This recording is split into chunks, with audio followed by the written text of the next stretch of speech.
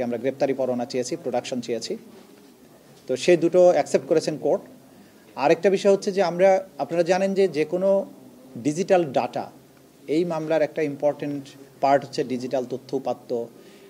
এই ডিজিটাল তথ্য উপাত্ত কোর্টে প্রেজেন্ট করার আগে এটা সার্টিফিকেশনের প্রয়োজন হয়, যে কোনো অথরিটি, বাংলাদেশের সার্টিফাইড অথরিটি হচ্ছে আমাদের সিআইডি, সেখানে তারা এই ডিজিটাল এভিডেন্সগুলো সার্টিফাই করেন যে এটা আসলে সঠিক কিনা, এটা সঠিক জায়গা থেকে রেকর্ডেড হয়েছে নাকি এটা ভুয়া, অথবা এটা কোনো এআই দিয়ে বানানো কিনা।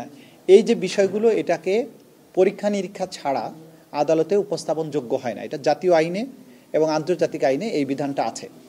সেই ক্ষেত্রে আমরা হিউজ পরিমাণ ডিজিটাল এভিডেন্স কালেকশন করেছি। আপনারা জানেন যে ভিডিও ফুটেজ, বিভিন্ন জায়গার সিসিটিভি ফুটেজ, বিভিন্ন মোবাইলে ধারণকৃত ভিডিও, বিভিন্ন জায়গার কল রেকর্ড, মেসেজ, বিভিন্ন সংস্থার কাছ থেকে, বিভিন্ন ব্যক্তির কাছ থেকে, বিভিন্ন সোর্স থেকে, সংবাদ মাধ্যম থেকে এগুলো আমরা পেয়েছি, এগুলো কালেকশন করেছি। এই যে কম্পাইলেশনের পরে আমরা এখান থেকে বেছে বেছে সেই ভয়েসগুলো, সেই ভিডিও ফুটেজগুলো, সেই দৃশ্যগুলো, সেই মেসেজগুলো, এগুলোকে ডিজিটালি ফরেন্সিক করার জন্য সিআইডির কাছে পাঠানোর ব্যাপারে সিআইডিকে এটার ফরেন্সিক রিপোর্ট দেওয়ার জন্য একটা নির্দেশনা চেয়ে একটা পিটিশন মুভ করেছিলাম।